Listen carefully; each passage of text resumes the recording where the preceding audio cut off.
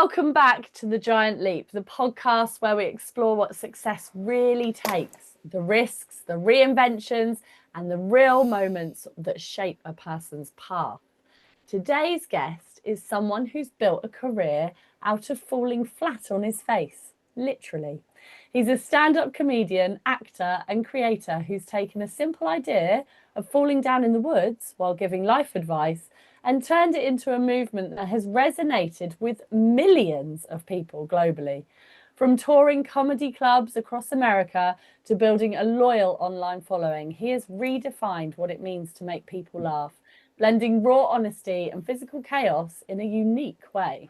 Nolan Culver, welcome to the show! Hey, what's up? Wow, thank you, great intro. Thank you, that was wonderful. Well, that's good. Was it all true? Because, hopefully. Yeah, it was magnanimous. It made me feel good about myself. Awesome. But it's definitely true. Yeah, sure. That's a good start. Good. So for anyone meeting you for the first time, who is Nolan Culver? Yeah. Like everything you said there. I'm a comedian. I'm from living in Seattle, and yeah, do stand up, and then I do these weird videos online that people like that I didn't see ever come. I've been doing stand up for about 11 years, and just been posting these videos for the last few years, and they're doing pretty good. So yeah. So what did you do before? What was life like before comedy? I started stand up when I was 27, so like a little later than most people. So before that, I just was college, and then I met my wife, and honestly, it was just like, falling in love and marrying my wife, and then having a job for a couple of years, and then just being like, all right, this sucks. I don't want to do this job, and taking a shot on comedy. I sold life insurance, the most boring job of all time, and I was a bartender for a while. So yeah. What do you think gave you the, I'm going to say guts, because I reckon it takes a lot of guts to stand up and be a comedian. So what was it that gave you the guts to actually do it, to take that step? I'd say it was my buddy, Joey Cruz, who's a stand-up as well. It was him, because we were making videos, like YouTube videos and stuff. Me and my brother and my good buddies we were always making like little comedy videos. I never ever thought it would be a career. I just didn't think like that at that time. We just loved doing that stuff, even since high school. So at that point, we were making sketches on YouTube, and that was kind of what I thought I'd be good at or would have fun with. And he was the one that was my buddy Joey was like, we should do stand up too. And I said, that's insane. I don't think I'd be good at that. And he had confidence, and I was just like, all right, I'll go with you. And and I didn't suck. So this is another piece of weird part of my past, is I was a Christian preacher in college for like 4 years. I was like a all-in Bible guy. And I was really good in college. I learned I could talk in front of people really well. And so when he was like, let's go do stand-up comedy, I was like, well, I love comedy, and I think I'm good at talking to people. Maybe I could put the two together. That was all I thought. And then my buddy Joey he was good, he was funny, and then it turned out I didn't suck. So I've heard these jokes. Like, I've been listening to some of your stand-up stuff, and you mention about how it's very similar, being a preacher and being a stand-up comedian. And they'll let you talk at you'll just be like, oh, I have something to talk about. They're like, come on up. Sure. Yeah, have at it. Yeah.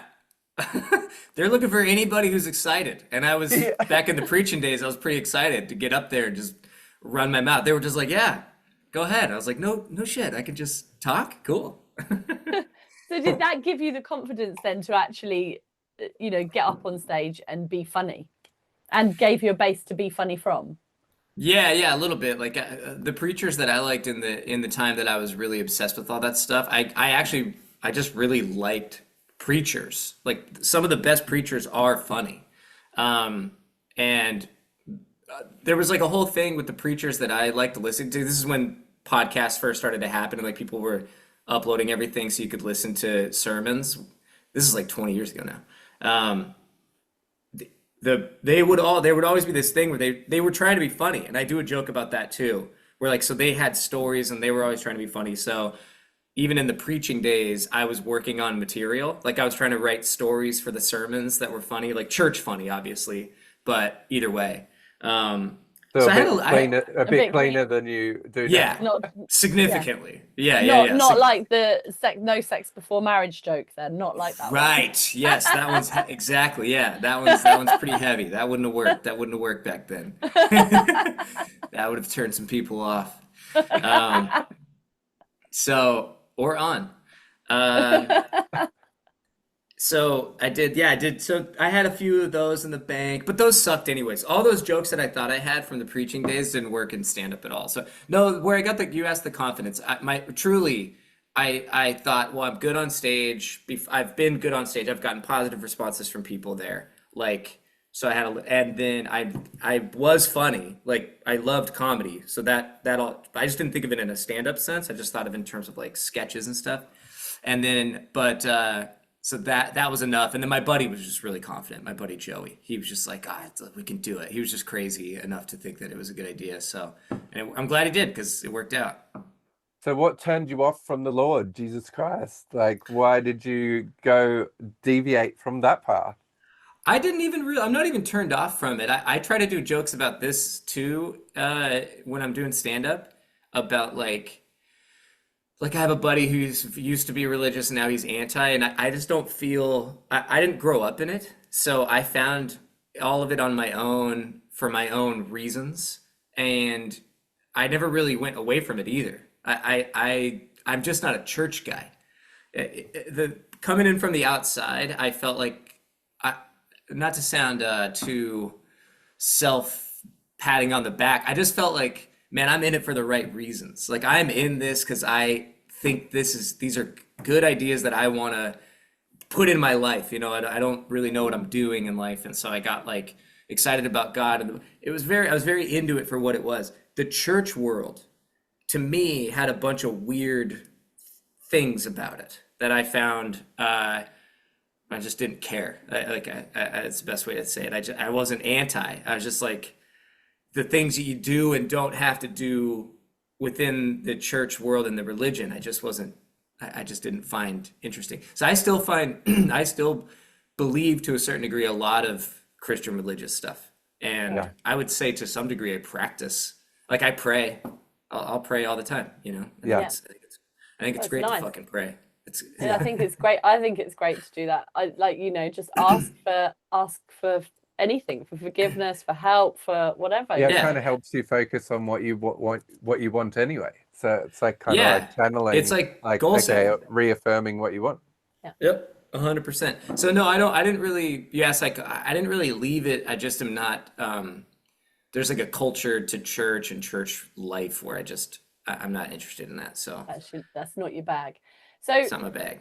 Were you before, like, how successful were you before your ridiculous followings that you have now on Instagram and TikTok? I wasn't really successful in any mainstream. Like, I was doing good in Hollywood. I lived in LA, and I was getting a little bit of momentum as a comedian in LA. This was like 2019. And it was going good there. Like in that world, you're just trying to get in the clubs. Like there's like, have you guys heard of like do you guys know like the comedy world at all? Yeah, a little bit. Yeah. So there's like the main clubs you want to get into when you're a comedian. So I was getting spots. I was getting a little bit of momentum as a comedian in LA, but nothing on any known scale. And I wasn't really posting on social media at all. And then I started this company, like I was talking about, Third Wheel. There was a little side thing that we were doing, me and a buddy, where we ran a podcast studio business where people rent it. And we were the first one to do that in LA. It was like a novel idea. And we accidentally got kind of successful with that.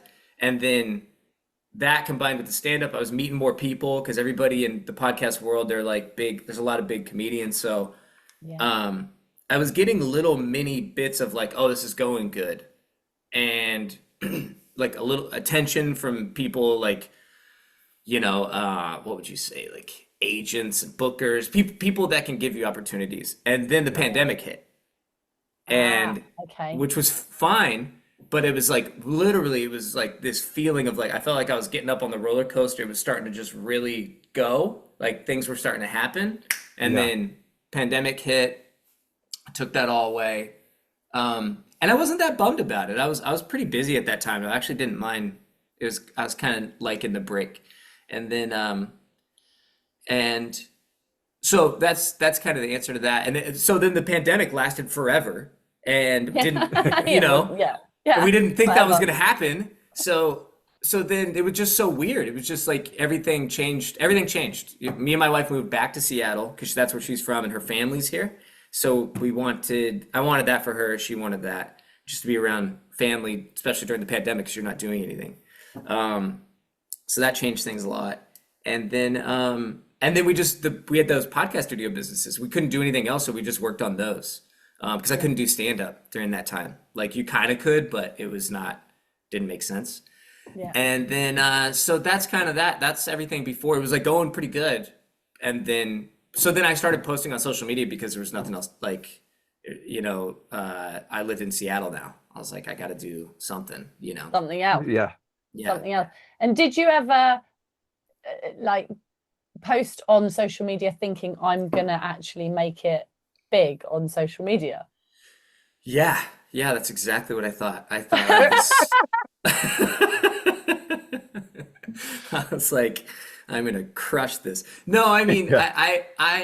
And then day one view, it's like day one. Oh, you 100%. posted, it's like this is gonna explode. Yeah, 100%. No, I mean, I don't know if it's corny or not, but like it sounds like this is the podcast for it. I'm very like goal guy. I set goals, so I'm not usually behaving on accident. Like I'm usually setting crazy goals that I think are going to happen in a year and then they take 10 years. So I was posting a couple of my buddies had posted a lot during the pandemic when I wasn't really posting. I was just like doing these businesses and they had blown up. Like my buddy Will Burkhart, who I'm on the road with a lot, opening for him. He's a stand-up and he's hilarious. But he got huge on social media, just posting like crowd work comedy clips. So, and then a few other my friends did that. And I just always knew that I had posted intermittently throughout, like you guys saw the million podcasts I have. Like I'll just occasionally, over the course of a decade of comedy, I had posted every once in a while. But I made a decision to like, I'm going to post a lot. I'm going to try to build a following the way my buddies did because it's going good and they're able to sell tickets and they have a real career out of this. So that's what I did. I mean, yeah, it was very purposeful. I said I'm going to post twice a week for a year. This is my goal. Just that's it. That was my action. And then the goal was 50,000 followers at the time, which is still crazy that I hit that because that felt like a really big number. So That's insane. yeah. So and that was it. And I posted a bunch of videos that none of you guys saw, and they're archived now. They're not even on the feed anymore. And I thought they were hilarious. Nobody else did. And that was part of the thing. I posted like 33 videos before the first viral one. So So 33 videos before it went viral in any way. Yeah, and that's not even like there's a lot of people that's like not even I think a lot of people would be like that's nothing, you have to post hundreds sometimes. I would say I had posted hundreds of videos in my life, like podcast videos, sketches, stuff that again nobody's ever seen, like that I think are hilarious, but they never went viral or anything. But that year, this is 2024, I just made a goal that I'm going to post 2 videos a week for the entire year. And once I started that, my whole thing was like, here's the goal is 50,000 followers, but the goal is to do it for the year and see what happens. Like, kind of like going to the gym and doing reps. Like you're not gonna kind of get big straight away. You exactly, need to be consistent. So did you hit the 50,000 followers at the end of the year? I did. Which is insane. That was a big number that was a huge number to me. Yeah, so I did, and that was crazy. Yeah. No, I posted at the time I was posting, it's just funny. I was just trying to be funny. So it doesn't matter what it is as long as it's so I was doing podcast clips, I was doing stand-up clips. Some are still up on the feed, stand-up clips, and sketches, like little bits. And the woods thing just happened. Like it was just weird. It was the 34th video. I didn't feel like it was a special video at all. I was just, it just was So funny. it was the woods thing that blew up. Yeah, that's literally what did it. Yeah. I've got to say, And like when I started watching them, I was like, this is so cool. Like, thanks, man. it's so amazing to watch and listen to you and how you can put it together. Can you explain a bit more? Like, is the woods right outside your door? Yeah, well, I do live. Thank you. That's nice to say. And I live in the Pacific Northwest. It's very woodsy. Yeah. So at the time I'm into a different house now. But at the time, this was a year ago, there's a park right near my house. That's very like a park out here is not like a wide open park. A park here is a mountainous, woodsy thing. Okay. So Yeah. there's a big park behind my house, or like right, near where I lived at the time. And I would just walk through it and what'd you ask? What did you ask? I was just talking about how amazing it is to watch. Oh yeah, and I said, Oh. is the woods close, like right outside your door? Yeah. Yes. Yeah. Yeah. It was right there. Yeah. So on that first Not right now video, though. I have to drive. on the first video, did you intentionally fall, or did you actually No. just slip whilst you were recording it? Right. Yeah, no, that's exactly what happened. Yeah, no, it's the second one, and I'm not a genius at all. It was a complete accident. It was like because people were like, "How did you think of that?" And because it feels like it is a good idea. I'm proud of the idea, but they say, "How did you think?" And I didn't think of it at all. So it was a complete accident. It was anybody could have thought of it the way I did it. I was just filming out there and I stumbled. And I mean, the only thing I would give credit for was like comedy instincts. Like while I was shooting that exact video, I knew I was like, that's really funny. As I was falling, I kept the take going. So that was the only that I was like, and then when I got home later, I was watching that first video with my wife, and we were laughing really hard. So I was like, oh, this could be Everyone really loves funny. it when somebody falls, don't they? They love it. They love it.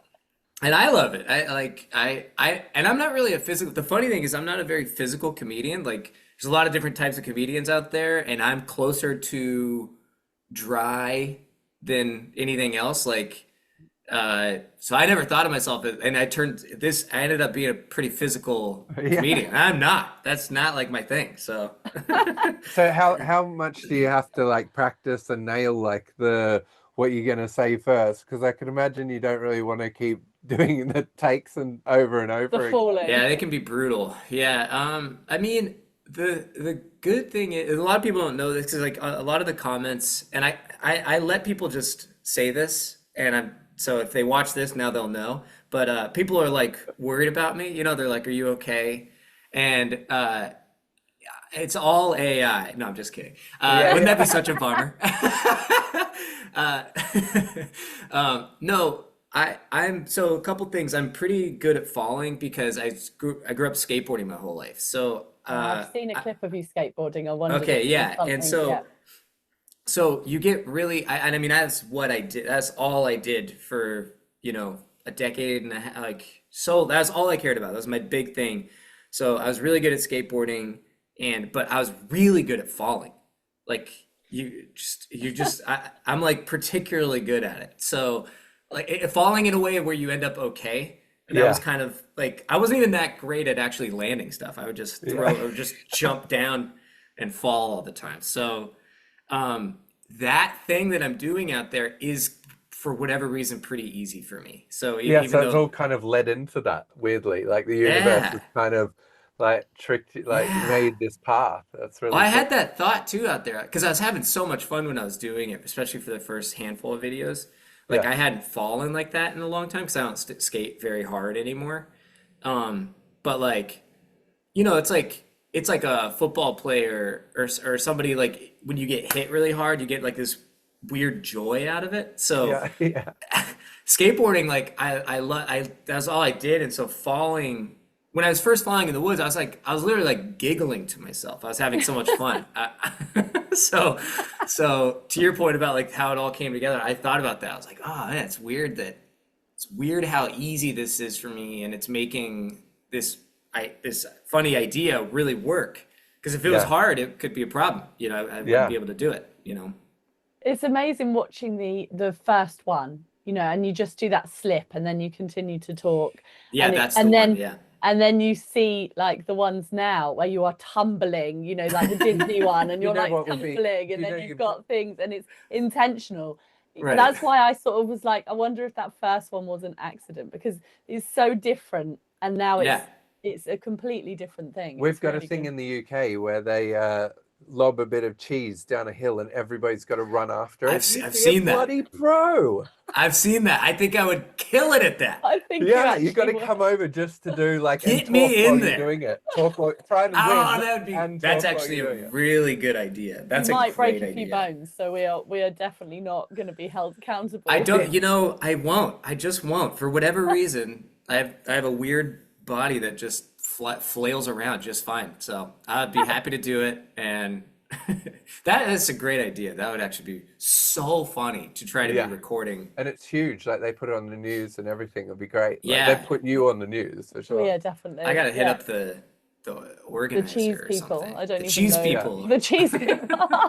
I don't know. I'd love that. So cheesy.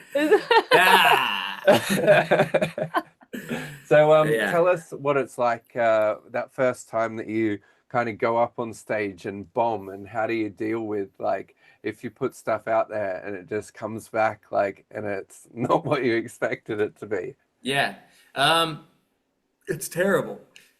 And there's no other, it just sucks. And then so you have to just get numb to it. That's the best way to think about it. And like you have to I don't know why anybody would want to do it, but everybody that decides to be a comedian, you're just so obsessed with what you want to get out of it that it is analogous to skateboarding in the sense that like it's the same way I would skateboard and I would fall nonstop because I just want to land it. And in my head, that's all I'm thinking about is how cool it would be to land it. And I think it's just a natural obsession with that, like, because if you're paying attention to the bombing or to the falling in that analogy, you quit. And then that's why it's just not for everybody, because it makes more sense to quit in some sense, because it's like, this is going terrible. This is nobody, they hate you. Like, what are you doing? And you just want to succeed. You just want to get laughs, and you love. So how do you deal with it? Is just like in your head, it sounds so funny, or it is so funny, and that kind of just never goes away. It just even if you bomb, you think of a joke, and you're like, well, that one will be good. It's almost like a drug addict or something. Yeah. You're like, the next one, or a gambler. Yeah. Like, it'll hit. It's like gonna chasing hit. the dragon. It really is a little bit of that, I think, really at its core. Because you just... Wow. I'm used to that because I tell jokes all the time and they constantly don't hit. So like... but you keep coming, baby. You keep coming. I'm like, this one will be great. Yeah, I got this. I got this. And then every once in a while it hits, and that's what keeps you going. That's what the analogy is. It's like a gambler. It's like a degenerate gambler is what being a comedian is. Is that you just... lose and lose and lose, and then you win big, and you're like, see, you get one laugh, and you're like, look it, I'm great. And then what did it actually feel like on stage, stood there in front of a load of faces and them not laugh? Horrible. It's as bad as it sounds. Like it's terrifying, and you get hot in the face. I mean, it's physiological. Your body gets hot. Let's see. The first time I really bombed was my first set. My first set I ever did, my first joke did good. And I was like, look at me, I'm cooking. And then the next, so I did 3 minutes. The first minute did really good.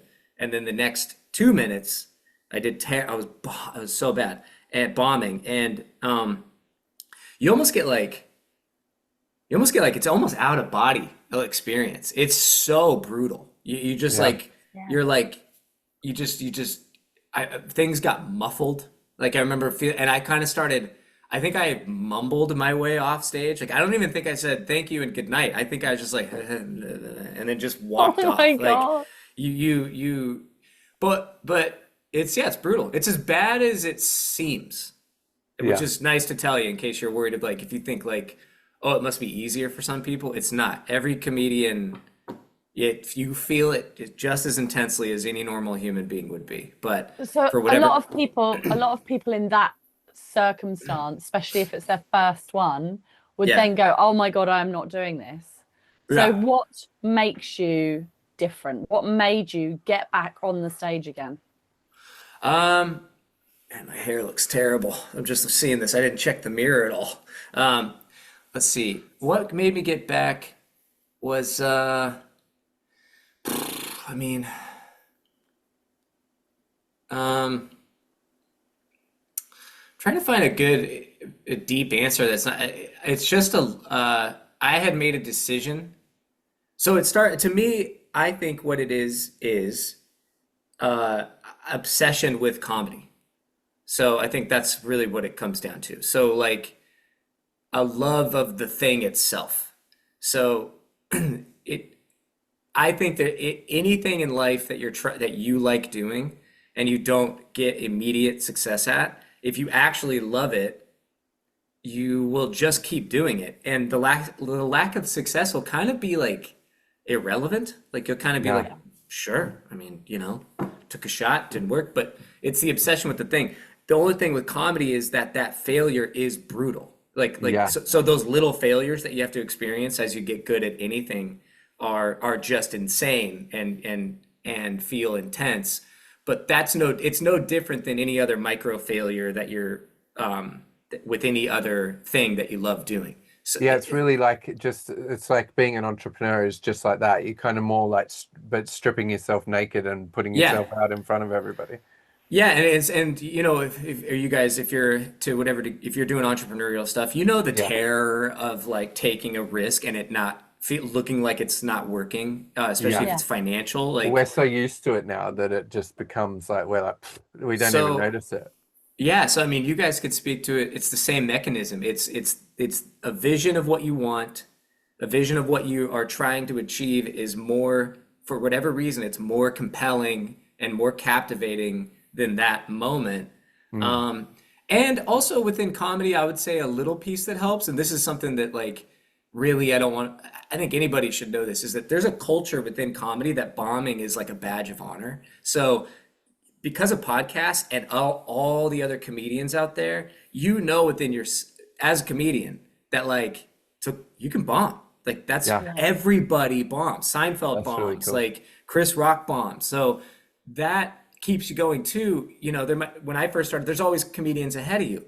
They'll bomb. So there's something, again, it's like micro failures are part of success. There's no world where that doesn't happen on anything you're trying to do. So that's your little micro, those are your failures as a comedian. That's Yeah, what you have to do, is do that kind of failure.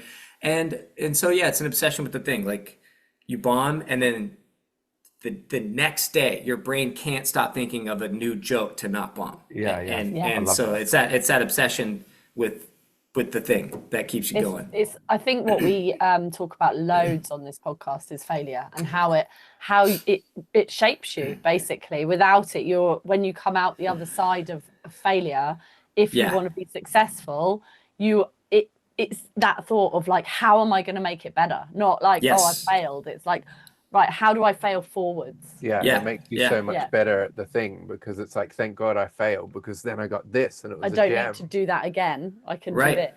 Yeah.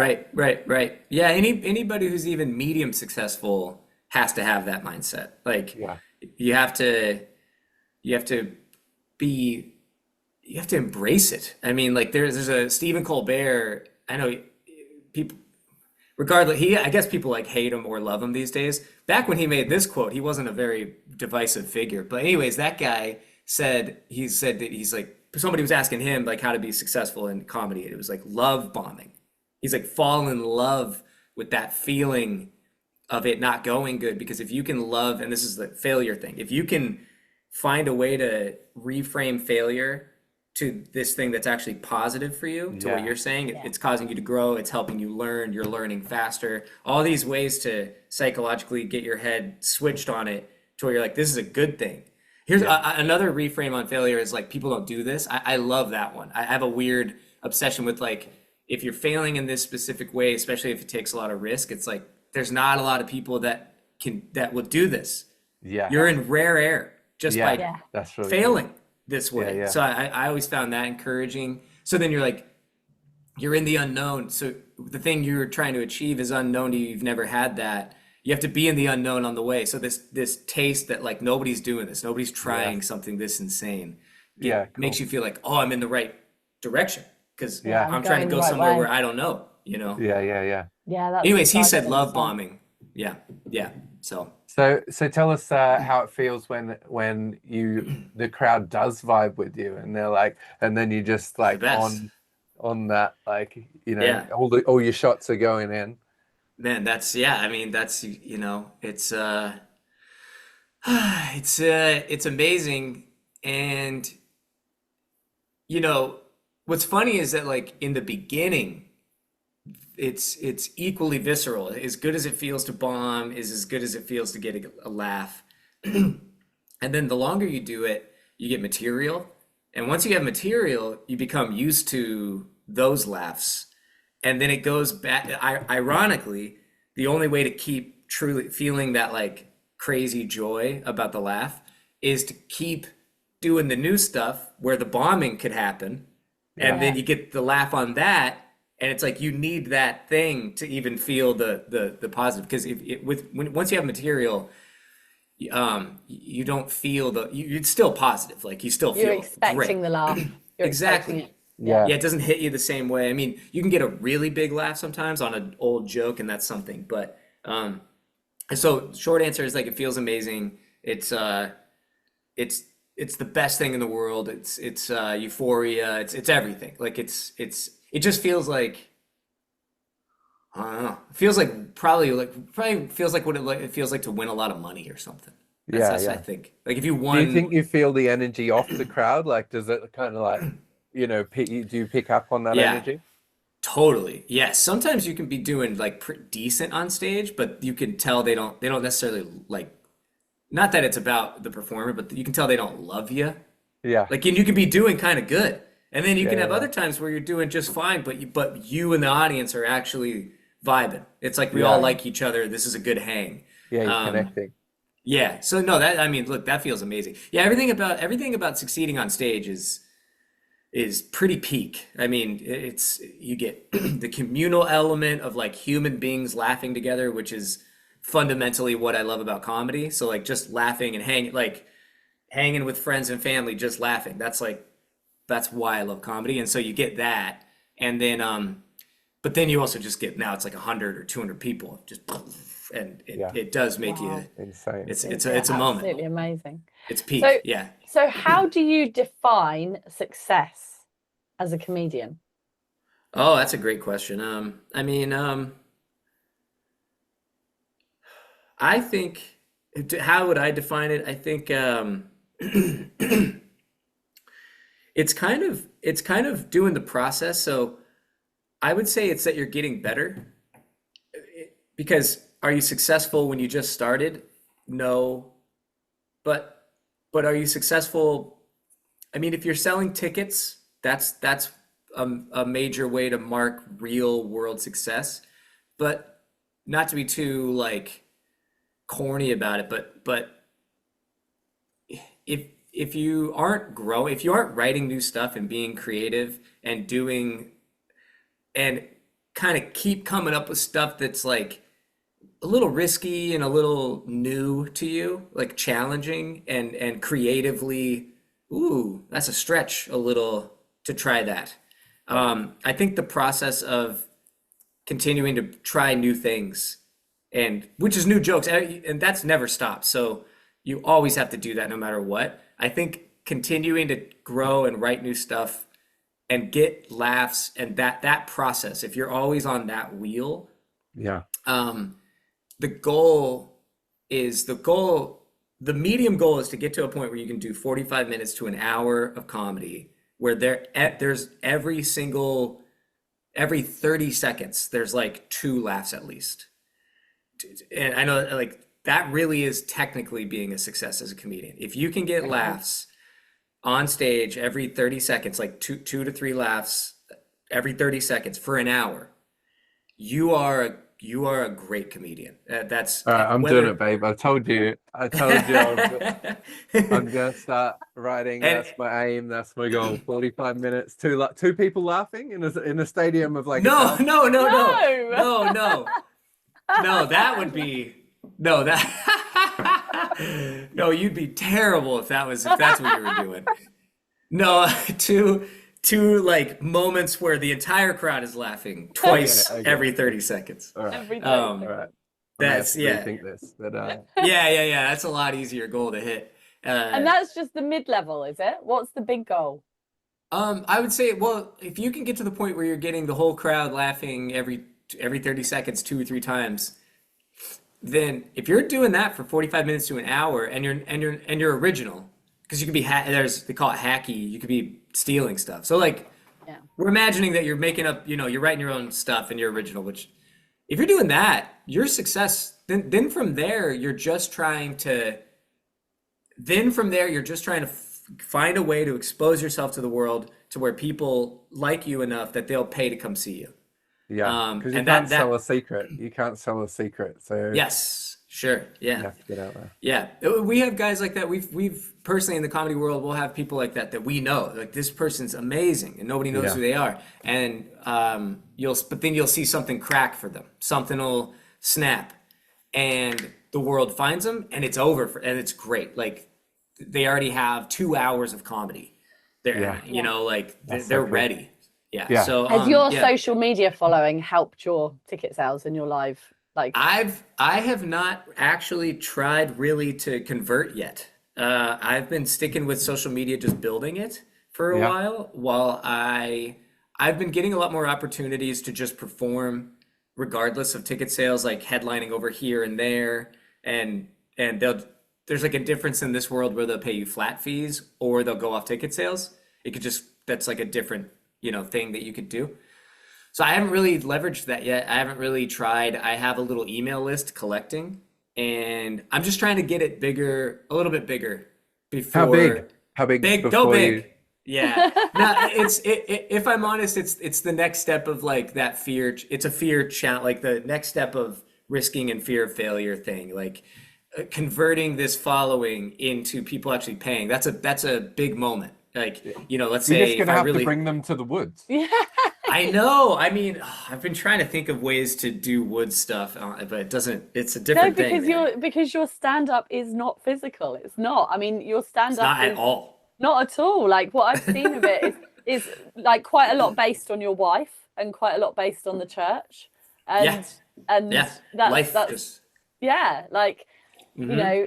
how do you bring the woods to the physical aspect to? That's why I've been trying to think of that since the woods came out. I mean, the woods is so random. Like, I just never, the woods thing just took off, and I don't really know. I mean, it's kind of like old world, like old TV. Like, you'll have like a TV comedy star. Like, do you guys know about a show like Home Improvement, like Tim Allen? Yeah. Okay. Tim Allen, yeah.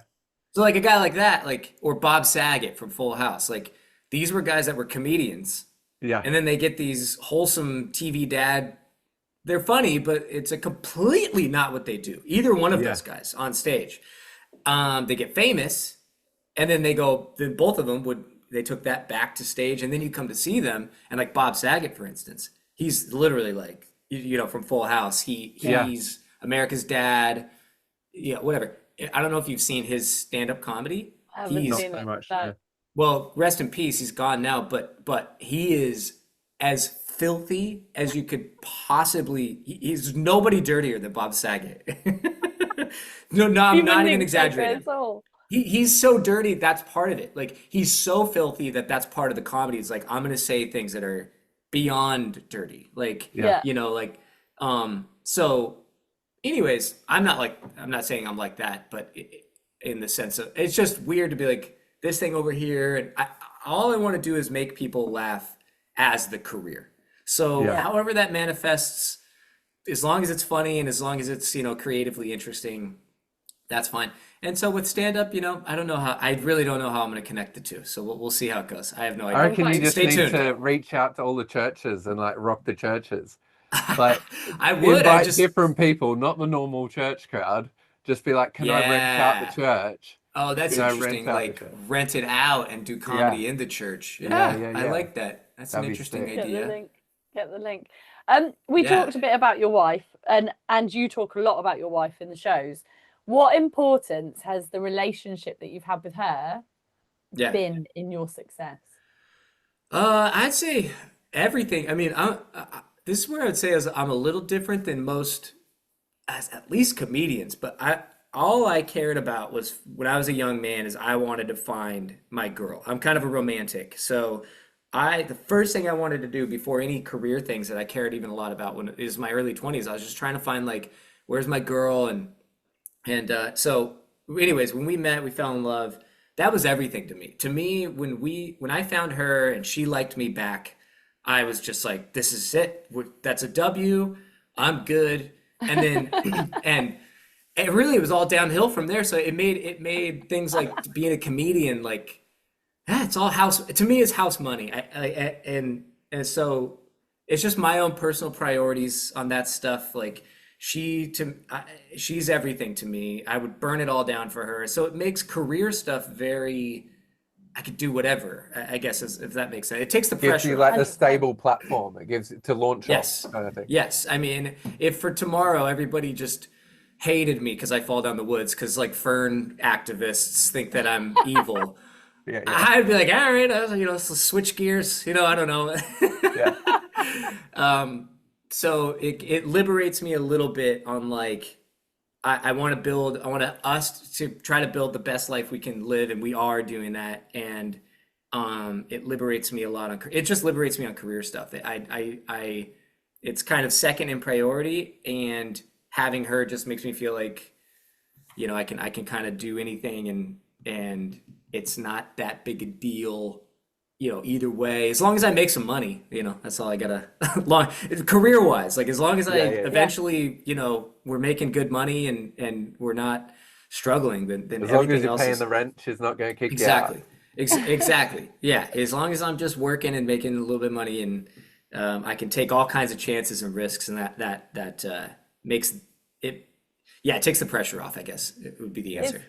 I asked it because again, it's one of those things that comes up a lot. We're a couple that are in entrepreneurship, and we've worked together, and that solid grounding that we have, it enables us to take risks that other people couldn't. Like no way could they, because you've got no one to fall back on. You've got we've got two brains here that can do some work and two things, And that's why I wondered because she's so prominent in your comedy and so prominent, and you were with her before all of that started as well. That's why I wanted to and find out. it helps with your confidence and stuff of putting yourself out there, because it doesn't really matter what anybody else thinks, because it matters what your partner thinks, and that's 100%. Yes, and that's I mean, I still definitely care what people think a little bit, but probably less. Say hi. I'll come say hi. Oh, hello. Oh, another guest. Super cute. Yeah, but that's cool for you guys too to have the entrepreneurial thing together too. That's very exciting, and I can imagine it helps a lot to have each other with that stuff, because entrepreneurial stuff's very scary, and you need two people. I mean, people that do it alone, God bless them, that's amazing. Yeah. Like the real spearhead types, those are, and they're out there and they're amazing. But it makes it it definitely feels like house money. I mean, I still have fear of failure. I still definitely care how people see me and stuff, but it definitely, there's just it's a stability. Like at the end of the day, I have something that I feel like it just can't go. You can't lose it. It's this foundation of life that means the most to me that I can't lose. So I can lose a career and just go get another one. It wouldn't. Yeah. It's no big deal. Yeah. That's exactly how we are about things as well. We were actually talking about this today, like that exact thing. So that's quite exciting. Yeah, Really. that's awesome. Yeah. Good for you guys. So one more question that I've got. What is the Sure. most surreal moment of your journey so far? Oh, I mean, I have a few, so I'm just gonna give you two if I can, Yeah, just Yeah, yeah. because yeah, they're both definitely. equally insane. For me, um, yeah, the most the two so the two moments are do you know the comedian Nick Swartzen? Are you guys familiar with him? Okay, No, No. he's an no. American comedian. We're going to look He up all these comedians after the. Well, Nick Swartzen is one of the funniest dudes of all time. Like Okay. he's crass and silly, and when I've loved comedy my whole life. I've loved laughing since I was a little kid. Loved stand up, and in for my age group, in America there was something called comedy. There was Comedy Central, and then there was Comedy Central Presents. These were these half-hour comedy stand-up shows where guys like Louis C.K. or Kevin Hart. Yeah. Those Yeah. is where they I think first we've got seen them, there. haven't we? Yeah, yeah, Yeah. yeah. Yeah, we've Seen got quite a lot of them on telly. Can you see them on TV or on on pay YouTube? TV. Or yeah, These Yeah. guys, though, these like some of the most famous comedians, they got their first half hours on Comedy Central in like the early 2000s. Anyways, one of the best ones that me and all my buddies loved, and we were just obsessed with comedy, was Nick Swartzen's half hour. And I was like, 15, 14, 13 or something, and just obsessed. Okay, so cut to, this is 20 years later. I'm getting a little bit of comedy's going decent for me in Hollywood. And this is like 5 years ago. And I'm getting spots at the big club in Hollywood, the Improv. It's like a big club there. It's where all the famous people perform, and I'm getting to perform there. And so that's exciting. That's insane. That's already like, whoa, I'm in the big leagues, just being able to stand on the same stage as like legends, like Yeah. yeah. the biggest. And I was one night, I think it was my first or second time performing there on the main stage. I was on the same lineup with this guy, Nick Swartzen.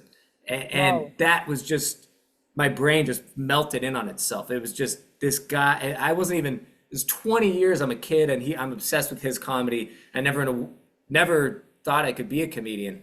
And I'm on the same lineup with this guy. That's So so that cool. was insane. That was like really, truly just like life warping. Like Yeah. man, Yeah, 100%. you can do so much if you give it a shot, like Yeah. And And then it's the funny second- to see yeah, yourself. go ahead. It's funny to see yourself like, or see him as like a normal guy then, because you're kind of like on a similar level. So that's a trip out as well. Like you're there Yeah. now. It didn't, and that's a great point. It didn't feel inappropriate, that like to what you're saying. Like Yeah. I still see him, he's still better than me at that time. But it didn't feel crazy that I was there, and Yeah, it's so cool. and that he was there. It just felt like, it was just like, So it was that just makes, one of those, that makes you be able to be like imagine that you could be more. You know what I mean? Because Yeah. you're like, like look at this. How could Yeah. you ever see this happening? This is Yeah. insane. Yeah, Yeah. yeah. And it was a little moment, like I think we're all driven by the inner child or whatever. There's a little moment of me looking at like 13, 14-year-old me being like, hey, look at us, huh? Like Yeah. a That's little, what I did. I love that. yeah. Like you hope that you're gonna live a life that as a kid, that you're gonna live a decent life. So it's a little bit of that. Like, look at you, man. Yeah. All right, That's you can. cool. Yeah, yeah. So You what did was the okay. second one? What was the Second one, yeah, that was recent. That was 6 months ago. Jack Black, the comedian. Oh, You sick. guys know Yeah, yeah. Yeah. him? Yeah. He liked a video of mine and followed me online. And that to me, another one where I grew up on Jack Black. Like Yeah. he's one of the gods of my childhood, like of my Yeah. teen years. He's a god to me, comedically. Yeah. It's as famous and funny as you can get. And he liked a video of mine and followed me. Wow. And then I even DM'd him, and he was nice. And he DM'd me He back. He messaged wrote me back. back. I was like, That's so what? cool. Yeah. So How cool is that? that one, I mean, it was a small moment, but it was like, again, just like, whoa, this is that was a little insane. So I would say those two. There's been a love few them. more. I've been pretty grateful for how it's been going, but those are pretty crazy. It's all connected to when I was a kid. Like young you, if you saw this now, your brain would melt. Yeah. Yeah. Yeah. That's And so cool to yeah. have those moments. How does that feel for you to actually see, like, you have made it to that place where those comedians are? Yeah, I mean, just, satisfying, like, just gives you a sense that, like, you can do it. I mean, I'm sure you guys relate to it. Like, as you just, you have an idea. It's the imposter syndrome. You're not the thing yet. You have this idea of what you could be. You hope you can, especially if it's entrepreneurial or creative. They're kind of the same thing.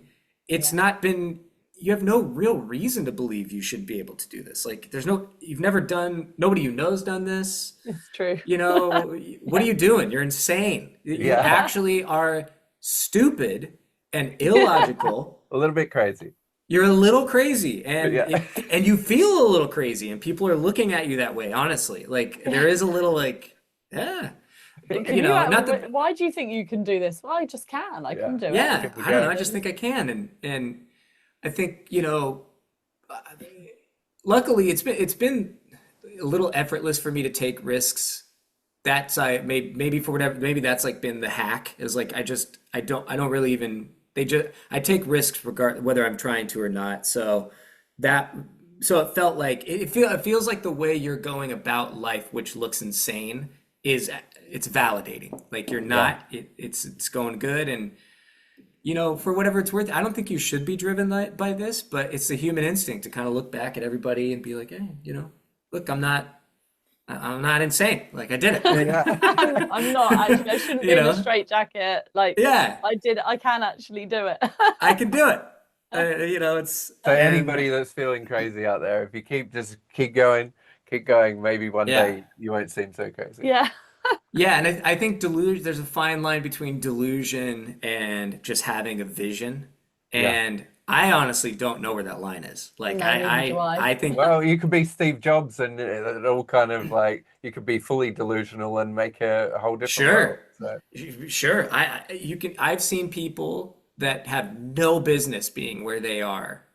I've seen people, they'd be like, how are you in this position? And it's because they're that insanely focused on what they want. They don't really have the ability to do it. Yeah. So I don't know, whatever. You can't if you have a thing that you want, man, like you can do it.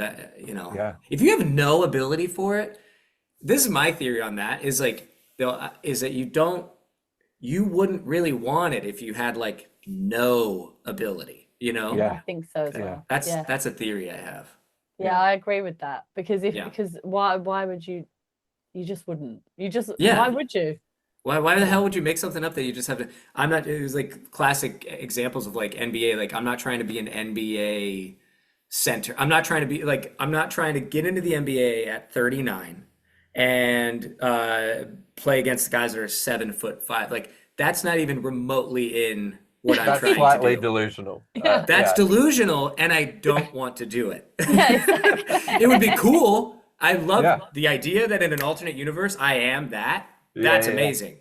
But like, it's not happening. Yeah, so no. Take that one off the table. Just remove it and actually go for the ones that are possible. Yeah. Yeah. So we have a closing tradition on this show to ask one last question. We've got to find out where we can find you first. I was going to do that after. Okay. Yeah. Yeah. Nolan Culver everywhere, real quick. It's done. Okay. Right. Yeah. Okay. So tell us, if we want to find you, where do we find you? It's Nolan Culver on every app. It's just my name, Nolan Culver. On YouTube, TikTok, Instagram, Facebook. Yep. Not hard to find. Yeah. Yep. Website. Okay. And what's next for you in the pipeline? It's more probably trying to tour. Yeah. It'll be this next year, trying to churches. Look at your local church near you. I guess I like that. That's an interesting idea. Yeah, I've been trying to think of, I don't know if this is, I'm trying to think of a show concept that somehow brings elements of the woods. I'm thinking about maybe even doing like a concept show where I'm like a pseudo self-help person. It's like a pseudo self-help seminar, but it's comedy. That would be that's the idea I have for how to marry the two. I would love to see you walk in like you were kind of like the Pope, like carrying the cross and stuff with your pallbearers and stuff, whatever they're called, altar boys, and then walk in and everybody's sitting in the pews and stuff, and then you like just put the cross down, light the candles, and then start your show. Where does the Yeah, woods come into this though? Oh, stuff the woods. I mean, that's good for the Instagram. It's really tough. I don't know where to put the woods. I mean, I've literally thought about like, can I bring a hill into the stage? It's like that would last a minute. Like, what do you even do with that? No, Yeah, maybe everybody has to like put on the glasses, like, and it'll be AI. So like then you're just walking along, taking them on a journey, like down the that'd be hill. amazing. I like that idea. I mean, I think that's probably possible soon. Yeah, as well. No, It's it probably would be possible right now. Okay, we'll see. got to be our last question, Josh. You can go for it. All right. So Nolan, are you successful? Yes. Awesome. I love it. that. I love Yeah. it. I love it. So many people are like, not sure. They've never kind of thought about it before, but you're just straight in there, like, yeah. Oh yeah, that's an easy one. Easy one. Yeah. For a variety of reasons that aren't necessarily like metrics, or like standard, but for some reasons that are pretty measurable. But no, I feel successful in for a variety of reasons. So yeah. Good. It has been an absolute pleasure having you on the show. Love chatting to you. Yeah, thanks for having me on, guys. Lovely to get to know you, and I'm really looking forward to this next tour. So let me know when it is, because I want tickets. I want to see you. If I come to the UK, where should I go? For the cheese run. Oh, The cheese, yes. And also, we live in the woods, so there's loads of places that you can pull over just outside our door. All right, can I stay with you guys when I break a few bones? Can I heal up? Yeah. All right, cool. Sounds good. Yeah, right on. Great to meet you guys. Great to meet you too.